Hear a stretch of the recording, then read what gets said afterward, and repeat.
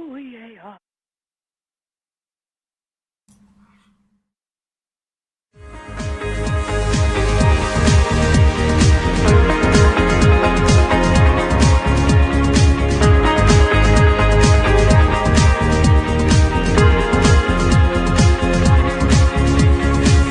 Welcome to LOA Today. Walt, Thiessen, and life coach Wendy Dillard here. Today is Friday. Happy Friday, February 2nd, 2018. And happy Groundhog's Day to everybody.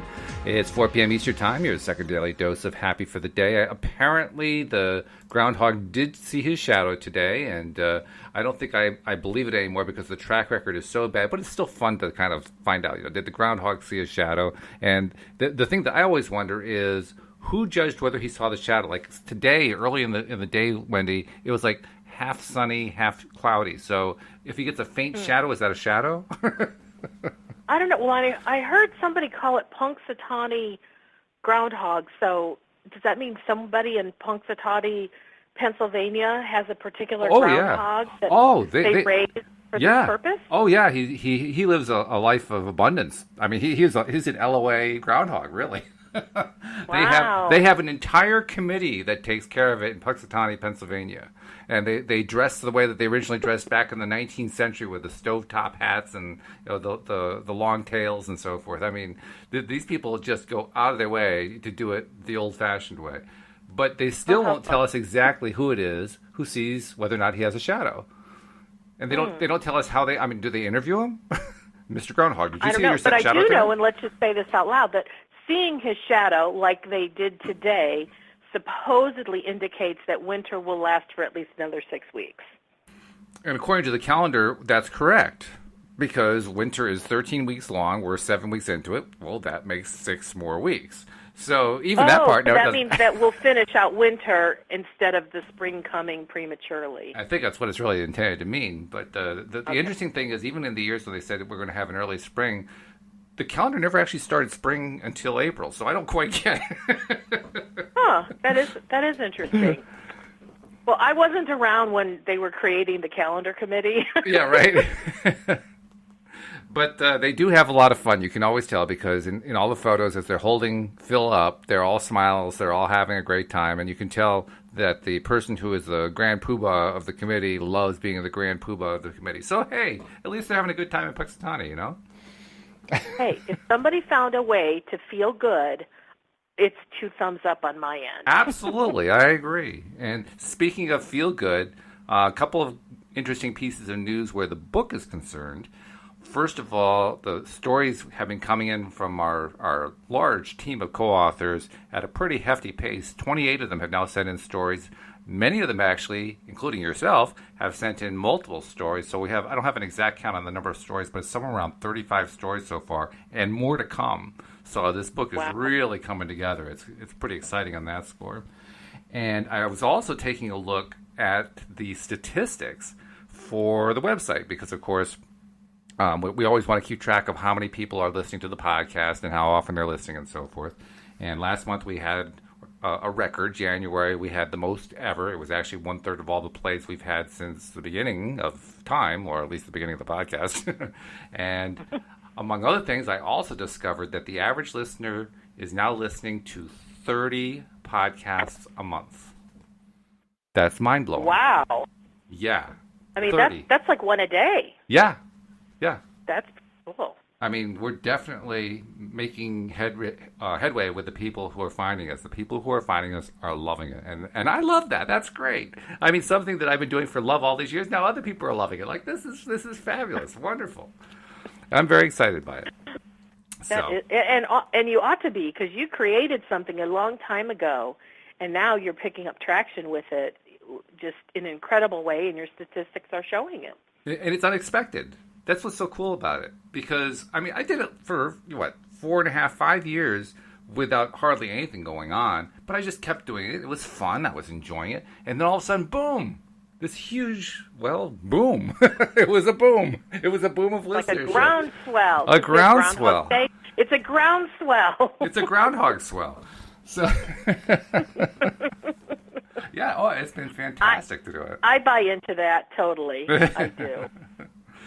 Now, Actually, well, the question that I guess I should have been able to answer is what was the sign? And I know that we certainly got the groundswell when I started asking people, please subscribe to the podcast, because they started subscribing to the podcast. And that has certainly made a difference. And you added 10 more shows a week. And I added 10 shows a week, yes. And so now it's a we instead of just a couple of us. It's like 5 of us, 6 of us doing the show now. So, yeah, it's kind of increased rather dramatically. But I'm wondering if there were any signs that I might have missed along the way. Because, it's quite possible for me to have missed signs because I was never really good at understanding what the signs were anyway. And, in fact, if I got an insight, I didn't know it was an insight. Through the contact that I've had with you and with Cindy and Tom and of course, Joel and David as well, I've been learning more and more about how to pay more attention to insights and so forth. So it's very easy for me to look back and say, yeah, I probably could have missed the signs entirely. But, I'm not really sure. Were there signs? I have no way of knowing. How do you know when something's actually a sign? I guess that's what my question is. How do you know that? Now, are you saying that, Walt, because you're trying to lead into our topic, or is this kind of separate? Yes. Okay. So let's talk about our topic. Okay. So our topic is, you told me to introduce it, and you wrote it down. So let's see. Oh, is anything really meant to be? And what I meant by that topic is at times people will have something occur and they'll go, like if something not so cool happens, they'll go, well, everything's meant to be. And so, okay, if I didn't get the job, I guess I'm not meant to have that job. Or if something good happens, you go, look, it must have been meant to be because this good thing happened. And so that kind of goes along with giving meaning to circumstances and things that we would call signs. And I just thought we could play with that. Like, is there such thing as a sign that's supposed to have a specific meaning? So, okay. If you can take that back into the questions that you were asking, let's go with that. I'm not sure I can. I think I have to start back with my original question. How do I know when what some people would say is a sign is really a sign, and how many, to paraphrase Freud, when is a cigar just a cigar?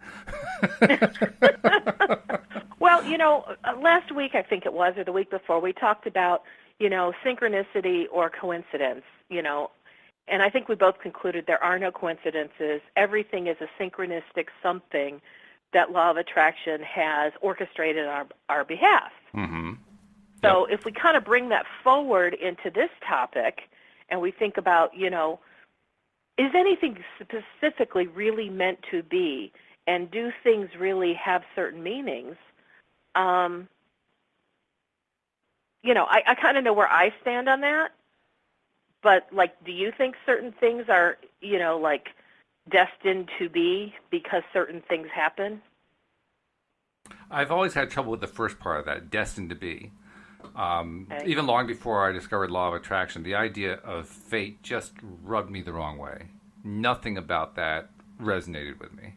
And so when I heard about the law of attraction and how you make your own fate, so to speak, you attract everything into your life based on what you think about and feel about, and events that you participate in and what you talk about and all this other kind of stuff.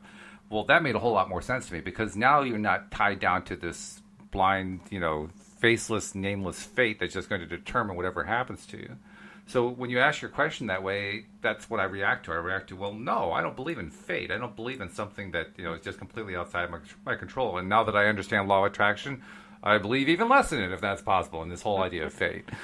On the other hand, do I believe that stuff is inevitably going to come around to me? Well, inevitable, I guess it's inevitable in the sense that if I focus on something, then I have at least, and focus not for a sufficient period of time, not just a second or two, but enough time that something could possibly manifest, then yes, I guess inevitably that thing comes to me.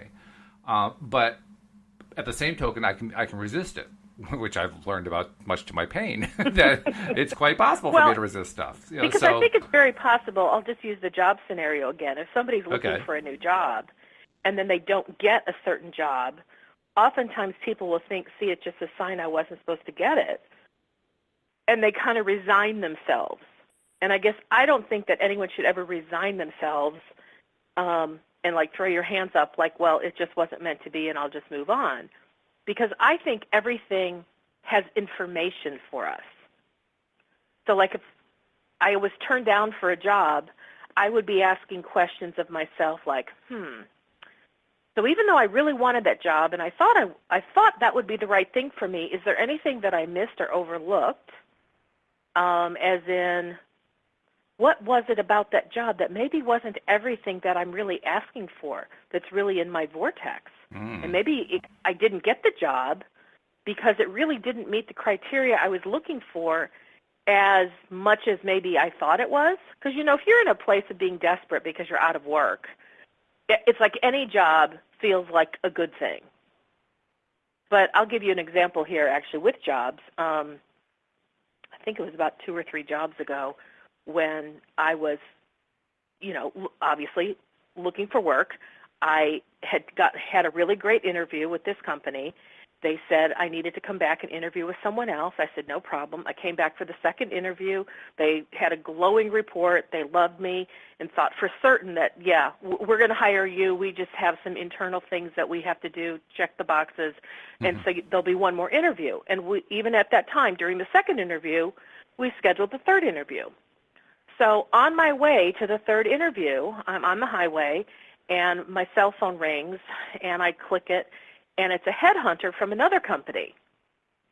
And he's telling me that we love you, I've seen your resume, I've already presented your resume to, the people in my company, and they totally want to see you because they think you're perfect for the job.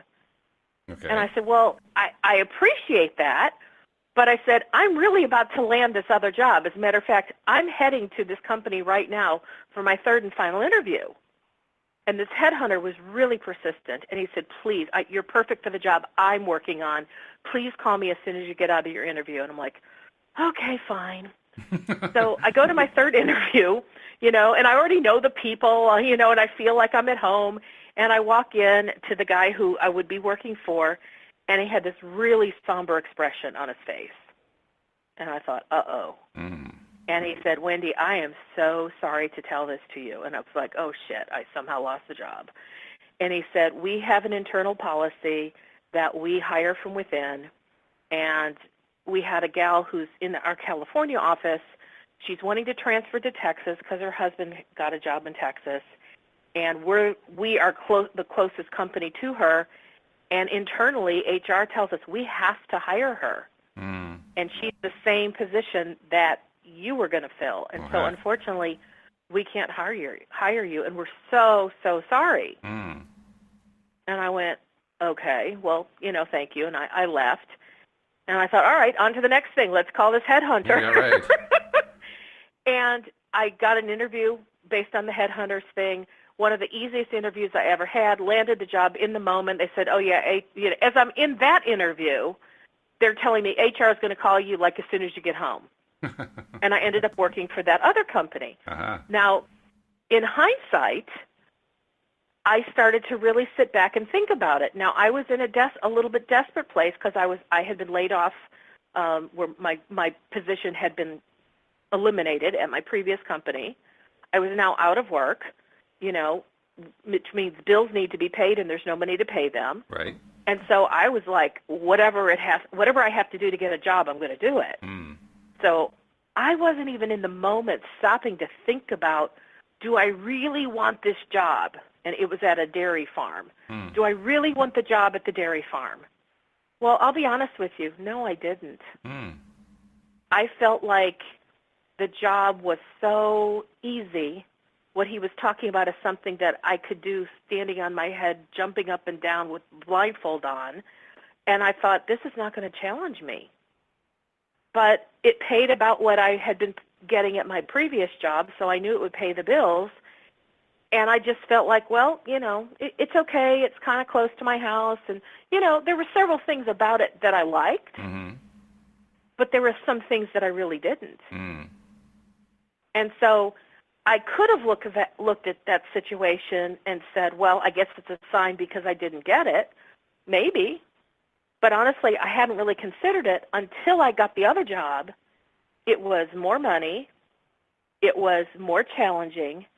And it really fit what I enjoyed doing. And so the second job was really much better for me. Let me ask you something about it. But Then. I wonder. Yeah. Let me go ahead. ask you the thing that two thoughts are coming through my mind as you're telling these stories of the first job and the second job, and how you ended up in that second job.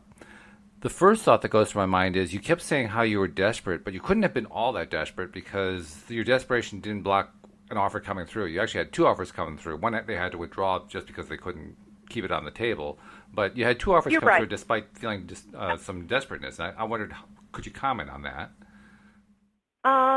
Yeah. I guess I wouldn't be desperate. Okay. Whoops. Did we lose you? But I was bored. What did you say, Walt? Your signal's bobbing in and out there. I'm trying to figure out why. And I can't, Oh, okay. I can't see anything on my end. I'm not sure why. So what I why. was saying is I wasn't really desperate. Yes, I really was out of work. Yes, I really did need the money. Yes, I really wanted a new job. Okay. But I don't know that my energy was desperate. Oh. Because I was more in a watch me make this happen place. Like, I'm going to get a job in, like, no time at all. And I was kind of, like, powering through, which actually for me is a fun energy to be in. So you weren't in a really bad place at all. And watch me do it. Yeah, you were in a positive enough place that you could allow it in. That would be true. Yeah, I would agree with that. Okay. So that answers the first part of it. The second part of it is you talked about how the first job really wasn't going to challenge you very much at all. The second one was an improvement. And the question you kind of halfway raised in the middle of that was, well, what was that a sign about the first job? And as soon as you said that, the thought that went through my mind is, well, wait a minute. Do signs show up just in relation to negative stuff that happens that doesn't work out? Do they just show up with stuff that does work out, or do they show up in both places? Because I'm honestly not sure how do you apply the concept of a sign to those situations? Well, I guess we could ask the question. The other job, which was in loan processing, was the loan processing job the fact that I got that it was the right one for me? I guess. But where does the sign come out on that? That's the part I'm trying to figure out. What is the sign, and how do we know that it is a sign of one or the other, either one? Okay, well, so I would look at when I was sitting in the interview room with one of the managers who was interviewing me, the part about it that was, to me, the most interesting interview I ever had, she hardly asked me anything about my qualifications. She spent more time telling me about herself and the bank and how she got there. Mm. You know, and so it was just more like, and we were having like a girlfriend conversation. It was really, really, really bizarre. Mm-hmm. And I remember saying, well, is there anything about me you want to know? And she's like, well, I see everything on your resume. It all looks good. That was it. Yep. You know, but it was like we got along really, really well. And so when I left there, I guess in a sense, I took it as a sign that the fact that she wasn't grilling me and that she didn't even feel the need to, like, do what I call traditional interviewing was a sign that, like, I was getting the job before I even walked in the door. Like, they'd already made the decision. That was okay. the feeling I had. So that felt, and I guess in a way I could say that felt like a sign, and that it was, I don't know if I would yet say it was meant to be, but I would say, you know, that was one of the pieces of information that came to me along the way. Yeah, that would make sense to me, for sure. Yeah. I mean, because even if you don't consider, you know, law of attraction type signs being involved, it's certainly a signal, a pretty clear signal, a nonverbal signal that, you know, like you said, you had the job when you walked in the door. About the only thing that you could have done to lose that job would have been to, you know, basically pour coffee all over her or something like that. And even then, knowing her personality, she would have laughed. I mean, she was just really funny. It was a funny interview. But now I can tell you, I guess I've had a weird thing with job histories, but I'll tell you another one, and I think this we can play with even more in terms of was it meant to be or not.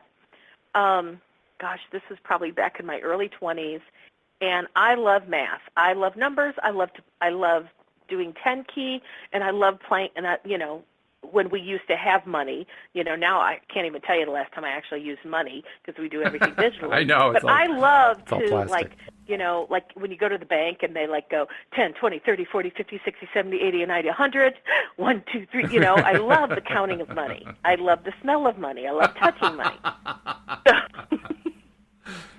And no, we're not doing deliberate manifestation affirmations here. That's not the purpose of this. But if you want to use this little piece of the recording as an affirmation, feel free. Go right ahead. Exactly. So there was a point that I thought I would love to be a bank teller. That just seemed really fun because you would be calculating things on a 10 key. This is way before computers, and I would be shelling out money and counting money, and I thought this would be really fun. And I'm really good at math, so I didn't have any concern that my what do you call it, that my drawer wouldn't balance. I would actually enjoy it. I would enjoy balancing money, etc. So anyway, I go in for this interview, and the qualifications were 1 year previous experience of bank telling, and then all this other stuff. Well, I had all the other stuff. I just didn't have the previous experience. So I go in and I do the interview. They love me. Again, I need a second interview. I go to a different person. She loves me. One more time. There must be some synchronicity in my life about three times as a charm. So the third interview, it's all set up, and they're like, this is really just a formality. I'm like, okay, cool. So I'm, just in anticipation of this. And I was really thrilled because, once again, I was in a place where I had been doing all sorts of different things to earn money, but it didn't have anything that was solid.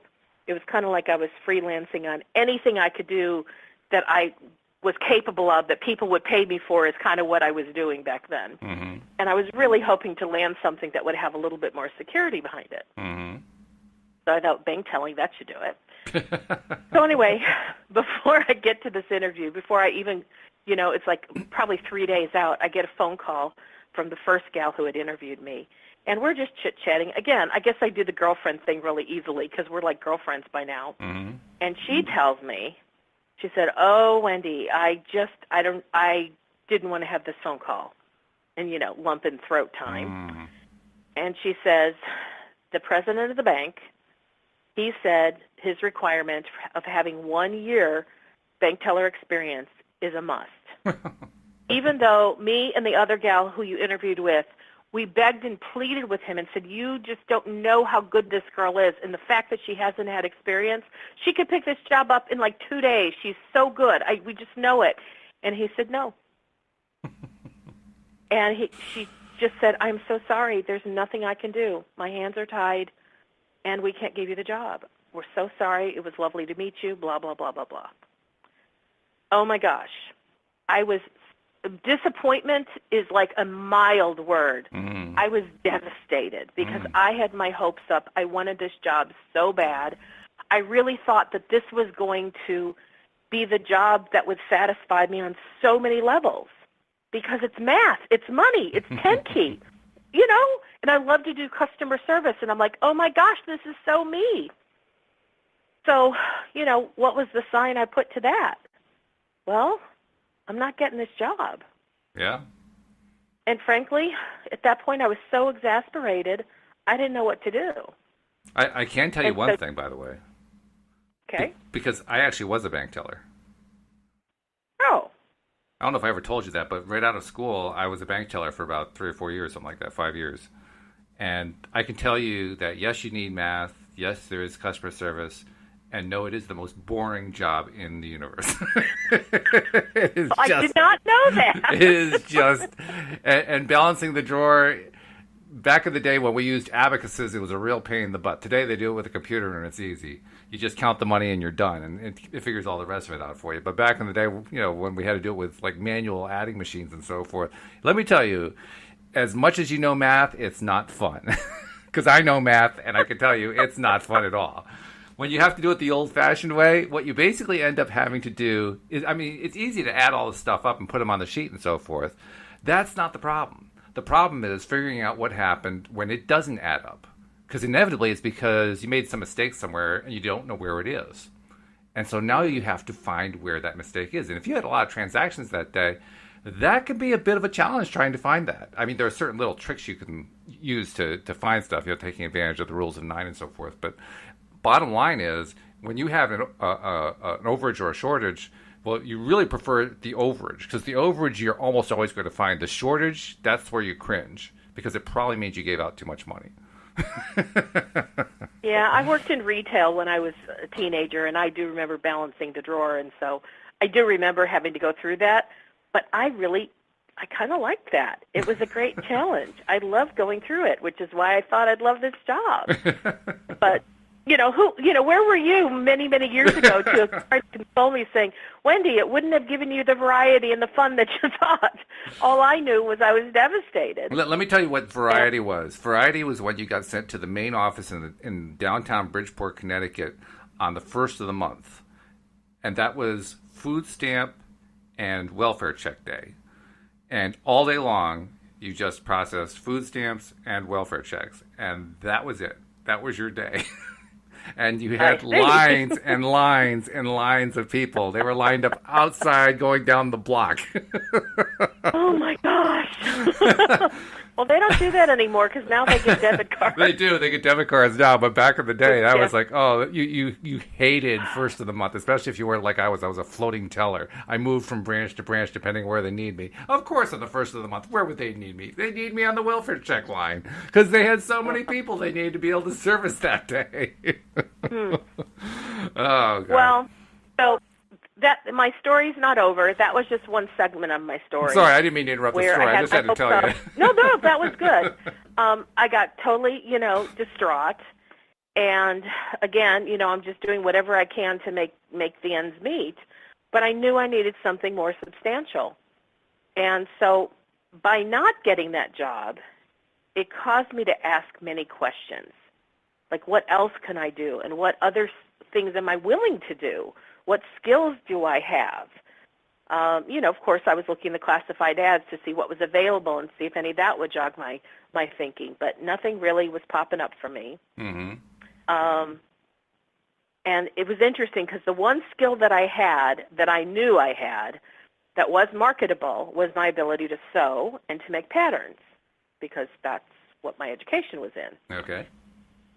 But that was not what I wanted to make a living at. Uh-huh. I had gotten that education for my own personal fun. It was my hobby. And I just had this feeling if I made money at it, it would never be my fun thing again. Good insight. It would become work. Yeah. But over time, when you do get desperate, and yes, I was now desperate, you do whatever you have to. Yep. And back in the day, I went through the Yellow Pages, and I called every place that I could think of that required any kind of sewing services. Oh, okay. And I kept getting no. For all the traditional things, like the literal sweatshops, the manufacturing, of garments, all those places said no. They didn't have anything open. Yep. So I went, all right, let's get really creative. What other kinds of places could use my skills? Mm-hmm. And I don't even know how this word even popped into my head. But I thought, well, yes, I do, because I had worked at a theater for a while in the, taking tickets. And I thought, well, maybe there's theaters or costume shops that could use my sewing skills. Ah. So I started calling them in the phone book. And one gal, I'll never forget, her name was Laura, and I told her what I was looking for. And even back then I was looking for work from home, because I said, I can sew. And I know that some companies have what's called piecework, right, where you go and you pick up all these pieces where they've already cut all the parts of the pattern, and you take it home and you sew it, and then you bring it back as a finished garment. Mm-hmm. And most of the time, they'll have multiples of something that they need sewn, so you're making the same shirt over and over and the same dress, blah, blah, blah. And so I told her what I was looking for, and she goes, let me put my manager on the line. And so now I'm talking to Louise. And so, not your wife, Louise, but another Louise. No. And she says to me, before I could even go into the whole fullness of what I do, she went, well, I don't know about piecework, probably, but we need somebody in shop. Could you come in tomorrow? Ooh. And I'm like, from someone who's desperate and has no idea how I'm going to make my ends meet in a couple of days when the rent's due, I'm like, yeah, I can come in tomorrow. Sure, yeah. And it was wasn't even a long distance drive. And she goes, if you could just help us the rest of the week, we could talk about what's next. So I went into work Wednesday, Thursday, and Friday at this costume company. And I was sewing. I was in the back room, and I was sewing. And it was, totally stuff I knew how to do. Well, 4 years later, I never worked from home. And I obviously worked in this company, at the costume company. But I was meeting so many people there, customers, that is, that would be repeat customers. I kind of learned about industries that utilize costume companies that I was totally unfamiliar with. And one company in particular said, or talked to Louise and said, could we have Wendy be the person who we work with every time we come in? And she went, okay, sure. Well, I asked, I said, why did you ask for me? And she said, well, we come in and we tell you all these costumes we need and we give you all these measurements. And when you pull a show, that's what they call it, when you pull a show for us, everything fits our actors. And nothing needs alterations. But when other people here at this company pull it, things don't fit properly, and we don't have the time to get things altered. So we're safety pinning things because we pick it up, we put it on the actors, and they go on stage. And we don't have time for alterations, but we like what you do because it always fits our people. I was like, well, that's quite a nice compliment. Okay. Yeah. Well, I got to get to know this particular company that was doing, renting costumes from the costume company. And eventually they asked me if I would come and work for them and do freelance work. And so eventually I did. And that's how I became a freelance costume designer, which I did for about 10 years. Wow. And it was truly one of the most magnificent jobs I could have ever had. It was a job I wouldn't have even known how to look for. I didn't even know what the industry was. Not costuming, but it's called doing corporate shows or corporate venues. I didn't even know such an animal existed. Yeah, I certainly But one thing led to another that allowed me to learn about something, and it gave me one of the most satisfying jobs I'd ever had, and it never felt like a job. It always felt like a creative, fun thing I was playing at. It was so fun. Wow. And when I put that together with the fact I didn't get the bank teller job, because the bank teller job is what led to me getting the costuming job, which is what led to me having a freelance costume career. Right. I looked at it because I was still in my religious belief system, when I was doing the bank telling. And I looked at it, and I remember the scripture that talked about when one door closes, something like, no. It was what God, something having, see, this is how far away I am from that world. But it had something to do with when one door closes, another one opens. But it was more than that. It was more like, I've heard like when a door closes, a window opens or something like that. That's what I just said, kind of. But what I was trying to say, there was a scripture that had to do with that when God closes, there's a door that like no man can close if God wants to open it, or the other way around. It's like there's no door that man can open when God wants to close it. All right. And I know I'm not saying this right, and I'm kind of really bastardizing this scripture. I won't tell. But I really did have a belief that if that door was closed to me, and it was closed, slammed shut, then there was a higher power than myself that was creating a sign that said, you are looking in the wrong direction. So whereas I thought bank telling would be my dream job, I took not getting that job as a sign that was not meant to be. Well, was it a sign of it not meant to be, or was it a sign that there was something better coming? Both. Oh, okay. Both. And how do you tell the difference? Like the bank telling job was me going down the wrong road. Mm-hmm.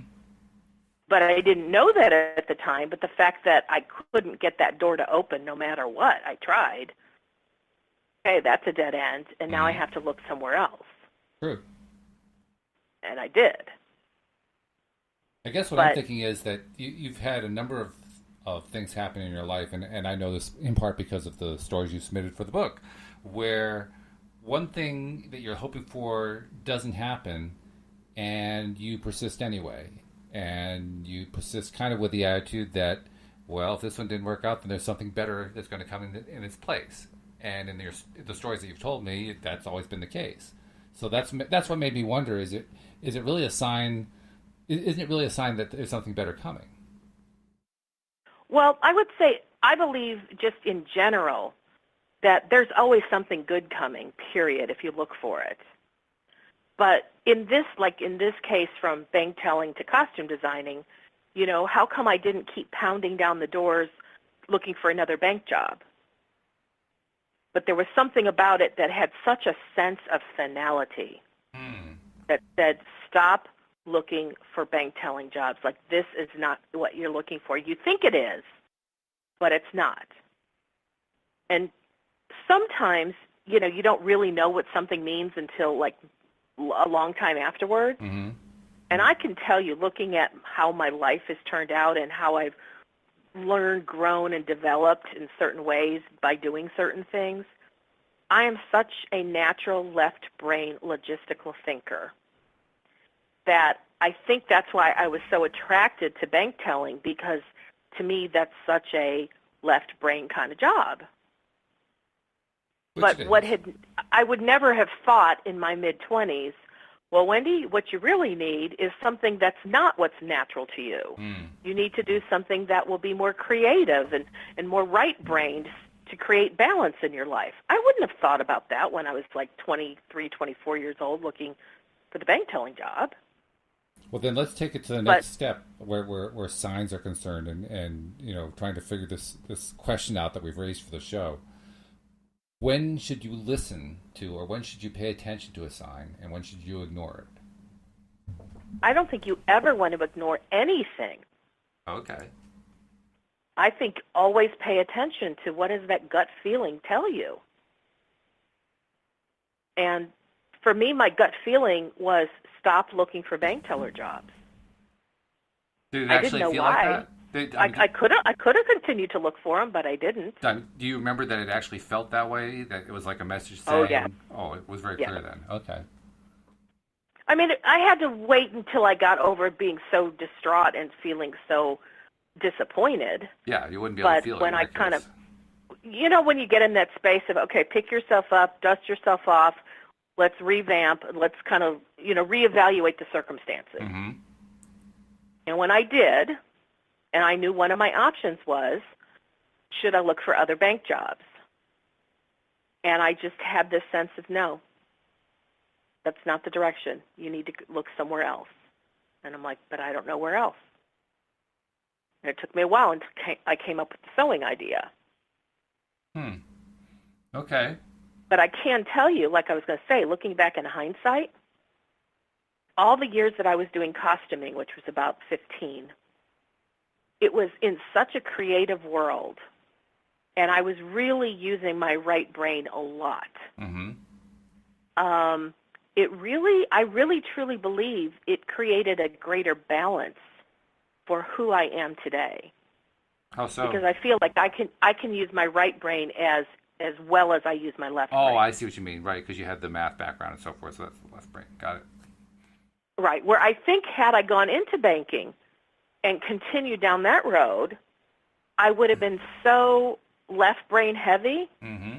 I don't know what would have caused me to develop the right part of my brain. Not that everybody does, but I like balance. And I'm a Libra. I'm all about balance. That's the scales. That has to do with my astrology. Not that I give 100% belief in that, but sometimes I can see how that's pretty apropos for me. Well, I'm not a Libra, but I do have and do believe in balance in terms of creativity versus linear thinking. I think there's a place for both. Yeah. And so I've made it a point to, in my own career development path, to develop both. And you're right, it pays off, because when you have both, you have more you can kind of reach back for when you need something extra to reach back for, when you have to have that little extra to get over a hurdle or figure out what your next move is or whatever. Well, and so, I mean, I guess I look at sign. I don't think of it in terms of signs and symbols anymore, because I look at the world much more from a place of what's my gut feel on something. But I think the two go hand in hand, and it depends just on how you language it. Well, then, with Because that in mind, let's go back to the original question then, because the original question was along the lines of, is there such a thing as something that was meant to be? Right? Mm-hmm. So, how do we tie that in? I'm sorry, go ahead. I don't know that there is. I mean, lots of times when I hear people disappointed because something didn't go their way, I hear a sense of resignation, and I go, well, I guess see. And oftentimes my internal response that I don't say out loud to them was, you're calling it was really because the vibrational broadcast that you have on that subject is what created that result. And so then they're not looking at how do I clean up my vibrational broadcast. Mm-hmm. Okay. And so just that phrase itself sometimes makes me cringe in terms of thinking, I don't know that people really understand, even when they use that phrase, what they're really saying about that. Well, it certainly makes sense to me. I mean, like I said toward the beginning of the discussion here, I never really liked the idea of fate, and it just doesn't resonate with me. So for me, that phrase falls into the same category. You're fated. It was meant to be, and I don't know what it was. Maybe it's my own internal connection to my own science. I don't know, but for whatever reason, it just doesn't resonate with me. It just doesn't make sense. It doesn't fit, because if you're fated, if it was meant to be a certain way outside of your control, well, why are you even here? What's the point? That's the way I feel about it. Yeah, and I agree with that. And yet I will also say that in a way, like when I look at my wanting to do the bank thing and it didn't happen, if law of attraction, my inner being, and all beings that are working on my behalf trying to bring me into what really matters to me, that door shut at that bank, knowing that even though I thought that's what was going to satisfy me, their being knows me much better and knew that that wasn't going to be what I really, really wanted, that's not what would really make me happy, because the costuming career really made me happy. Yeah. And so I kind of wonder, and where my thoughts are these days, is that my inner being knows me so well, because my inner being is me, and has the vantage point of being not physical, sees all the things that are available, and is able to open doors for me in ways that I can't even see. Like I said, I didn't even know the career I eventually had was even something that existed. Yeah. But my inner being and law of attraction knew how to orchestrate things in such a way that for me. Unfortunately, we're having trouble with your sound, so some of what you've been saying has been kind of lost a little bit, because that's really unfortunate, because you had some good stuff you were saying there. I'm going to make a suggestion, because I need to tell everybody about how to subscribe and share with their friends and so forth, because we haven't done that yet. So while I'm doing that, why don't you reconnect, and then we'll pick up the discussion from there. Does that sound good? Okay, well, can you hear me better now? So far, I mean, the thing that I don't know is, will it stay, because the sound usually is good, and then every once in a while we get this little twing sound, and you disappear for a half second. So I'm not really sure. Oh, I was just wondering if it was my headset. I took my headset off. Well, let's try it without the headset. Let's see if it makes a difference. That way we'll have done a test. Okay. I can tell you. But anyway, I do want to go ahead and tell people, if you are enjoying the show, and if you're finding that this is useful stuff, and you're getting a nice, happy, and non-negative, that's a great thing in these days and times, having something that is not negative, that isn't filled with drama. If you're enjoying that, then please do subscribe. The people who have subscribed are loving it. Like we said earlier in the show, they're listening 30 different podcasts a month. That's the new high for that. So, if you haven't subscribed, do it. And you just do it by going to loatoday.net, click the subscribe button. It's really easy on an iPhone. If you're on an Android phone of some kind, such as a Samsung, Motorola, LG, Nokia, then you have to download some software first, an app, to be able to handle the podcast, such as Podcast Manager, a free one you can get through the Google Play Store. And once you get that, then you can do the search for LOA Today and do the subscribe. And then once you've done that, subscribe and then share. Share it with your friends too. So just want to remind people, subscribe and share. Mm-hmm. So the thing that I don't know exactly where you started to lose me, but I'm going to kind of hit the highlights of the last point that I was making. Okay. Which was that I truly believe that my inner being knows what truly ultimately will satisfy me. Because after all, my inner being is me, but has the vantage point of being not physical, and therefore can see things that I in my physical form have no idea. Okay.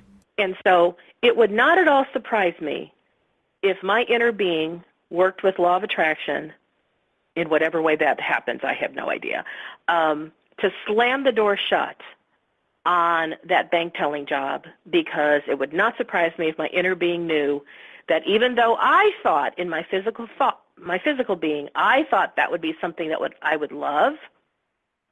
I'm thinking now, perhaps my inner being knew it wasn't going to be all that it was cracked up to be in my perception, and therefore took me down a road that ultimately brought me great happiness and great satisfaction. Yeah.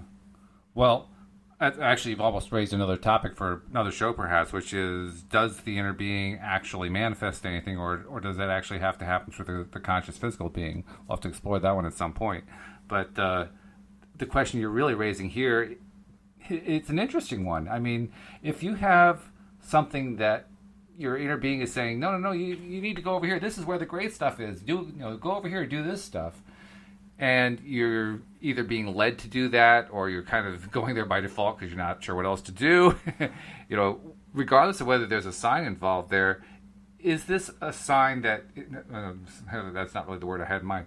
Does this indicate that your inner being is leading, or does it mean that you're following the inner being? I mean, how does that work, do you think? I would think that it would be the conscious mind that's doing the leading, and the inner being is like kibitzing in the back seat. Interesting. I don't think the inner being's ever in the back seat. I think the inner being is always saying, follow me, follow me, follow me. You do? Okay. And it uses our conscious mind, it uses our physicality to do it, but I think our inner being is always in front saying, follow me, follow me, follow me. Well, it's certainly better than being a backseat driver, I can tell you that.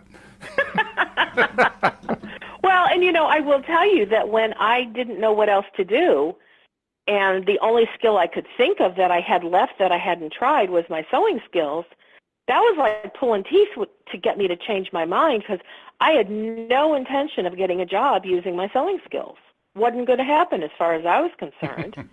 Oops. But what if by chance my inner being was saying, come on, Wendy, let go of that resistance. Let go. This will be the perfect thing for you. This is going to be the thing where you can walk in the door and already know what you're doing, and they're going to hire you on the spot. I was not in a place to hear that because I was so resistant to it.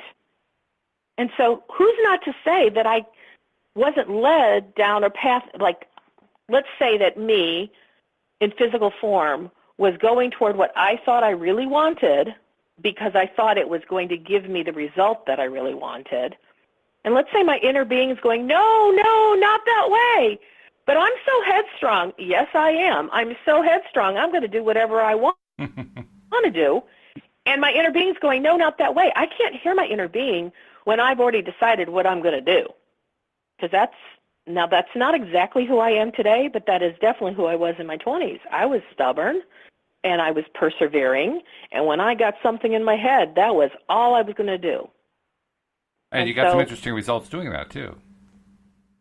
I did in many ways, but I'm just thinking, in hindsight, I'm kind of retelling the story with the consideration that if my inner being was trying to get me to go another direction, I was not in a place to listen or receive those impulses. Mm-hmm.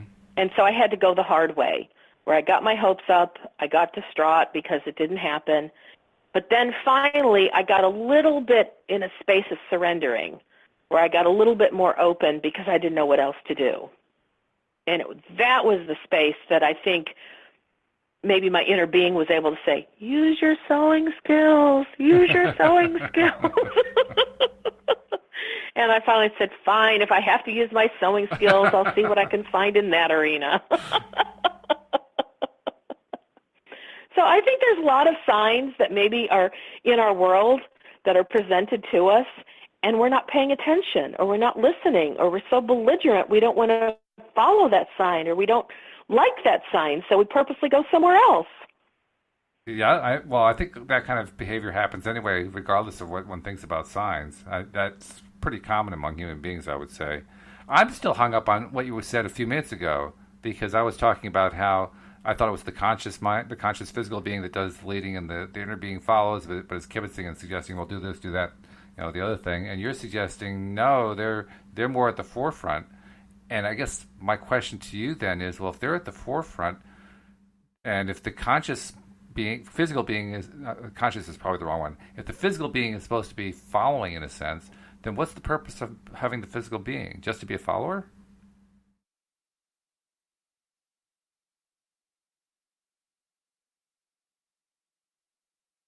Are you there? Uh-oh, did I lose you now? I'm not hearing you. You could hear me how I meant it. I don't think they're trying to control our life. I think they're trying to say, here's the path of ease. We have our asking. We have our what we're wanting to do. And at that time, I was wanting a career that was really satisfying. I wanted to know, where do I go to find this really incredibly satisfying career? Okay. Over here, take a left turn. Ask it, and I'm looking for the signs, if you will. But I wasn't open to hearing the signs from my inner being, perhaps, because that skill very well. Inner being also talks very quietly, and I was quite the boisterous, stubborn, do it my way kind of gal. So I could easily blot out everything that didn't line up with what I thought I wanted to do. Well, I can tell you, speaking of blotting out, there's something funny going on. Like, the universe is telling us to change channels here or something, because once again, your signal is dropping and coming in and coming out. In fact, there was one point while you thought you were talking live on the air, I was asking, Wendy, are you there? So I can tell you, first of all, the experiment. If you want me to hang up and call back in, I can. Well, we can do that, but I just want to tell you the headset part, that's not what the problem was. We know that for a fact now. But I just can't get out of my awareness right now. We're talking about this stuff, and the signal keeps breaking up. And earlier this week, I spent a lot of time focusing on this problem that I ended up resolving with a computer. And as soon as I talked about the problem, all of a sudden we started having problems. And that was an LOA moment for sure. And I'm wondering, is there something about this signal dropping that it's trying to tell us something? I mean, we're talking about signs, right? I wonder what this is a sign of. It just strikes me this is a sign of something, but I don't have any idea what it would be a sign of. I don't know how to resolve it either. Well, could it be a sign that the direction that maybe you're headed with whatever thoughts you have about technology are not the right ones, or not the ones that will be stable enough for what you're wanting to do going forward? Well, yeah, I mean, that certainly was the case a few days ago, but I'm wondering right now, where we've been talking about this signs thing, and all of a sudden we're losing signal. I'm saying, is that a sign of something? I don't know the answer. It's information. It is information, yeah. I don't know what to do with it. I guess that's the other problem with signs. How do you know what to do with a sign when you get the sign? I mean, if I'm a pitcher and you're a catcher and you give me a sign, like, okay, I got to throw a curveball. Now I know what the sign is. But, if it's not that direct, what do you do with it? And to me, that's why it's so valuable to develop a communication with your inner being or with the universe in order to understand what things mean. Mm-hmm. Like one of the tools that some of my friends use quite often, it's called light or heavy, which is when they ask themselves a question, does it feel light to them when they think on the answer, or does it feel heavy and dense? Because that lets them know they're moving in the right direction or they're moving in the wrong direction. Oh, okay. It's kind of like the hot and cold game. Yeah. If you're moving toward the thing that, somebody has said, okay, I'm secretly thinking in my head, this book on this bookshelf called The Law of Attraction. Okay, now move any way you want, and I'll give you signals until you get there. Right, yes. And if I'm moving far away from the book, they'll say cold, cold, cold. Mm-hmm. And if I turn another direction, they'll go, oh, you're getting warmer, and you keep moving that way. Well, to me, that to me is one of the most vital skills any human on the planet can develop, is their ability to be able to communicate with their inner being so that we can navigate through this physical world in a way with ease. Yeah, that's similar to something that Cindy Chavez was talking about earlier this week. Again, we were talking about getting signals and messages from your inner being, and she talked about a concept that came from another woman whose name I can't remember, shackles on and shackles off. Does it feel like you're putting shackles on, or does it feel like you're taking shackles off? Kind of similar to your light and heavy routine there. So basically what you and she are advocating is turn it into a yes-no thing. On off, something that you can turn into. Exactly. There's just two choices. Which one is it? And that way, there's a nice, easy way to send a signal. Right. So if I knew how to do this when I was looking for the bank job, and after I'd been told that no, you're not getting the job, I could have asked the universe, do I continue to look for banks as a place of employment? Mm-hmm. And let's say I got the answer, no. Okay. Well, where do I look for a job? So let's say I want to... That's not a yes or no. That's right. Yeah, there's no quick answer to that as a binary type response. But, okay, right. So let's say I want to get this kind of thing going with my inner being, okay? How do I initiate it? How do I say, okay, we're going to play the yes-no game. We're going to play the feel-good, feel-bad game, whatever you want to call it. How do I know what the signals are? Is it 1 for a fastball, 2 is a curve? I mean, what are the signals? Well, I know that we talked about this on another show where I talked about how you set up the signals, where you base something on what you know is true and what is not. Where I remember saying something like, if I said my name is Walt, okay, how does that feel to me? Mm-hmm. And I think I said, when I say my name is Walt, because I know that's not true, I kind of get a pit of the stomach kind of sensation. Mm-hmm. Okay. And I kept saying things that I knew were not true over and over, and I kept getting this same pit in my stomach feeling. So that was my indication for that's what a no signal is. Right. So in other words, use questions that have known answers, and that way you kind of establish the vocabulary to get it going. Right. So it has a known answer, and then you pay attention to what sensation you experience. You might hear a sound, you might hear, or you might feel something, or you might see something in your mind's eye, or you might hear words in your head. It might be no. I mean, depending on what modality works with the most, that's how they're going to pick up their cues. Right. But then after I got my no signal, then I went to, okay, let's see what my yes signal is. And I said, my name is Wendy, and I kind of feel a sensation in the front of my throat. And then if I say, I live in Texas, okay, I get the same sensation in the front of my throat. So then I keep asking questions that I know the answer is yes, and then that's what helps me determine what the signal is that I'm going to receive for a yes signal. Mm-hmm. Okay. And so I think those are better signs and symbols than just going with the arbitrary, something didn't work, it didn't go the way I expected, it must be a sign that it wasn't supposed to happen. I think that's too flippant, and that's not really utilizing the deliberateness behind understanding law of attraction. So what is the best way to handle it? Well, I can't even get into that question because we're down to the last minute, so there's not enough time to do it. But so I'll have to limit it to saying thank you for joining us this week. Don't forget to subscribe to the podcast if you haven't already done so. Don't forget to share, too. Subscribe and share. That's our new model here on LOA Today.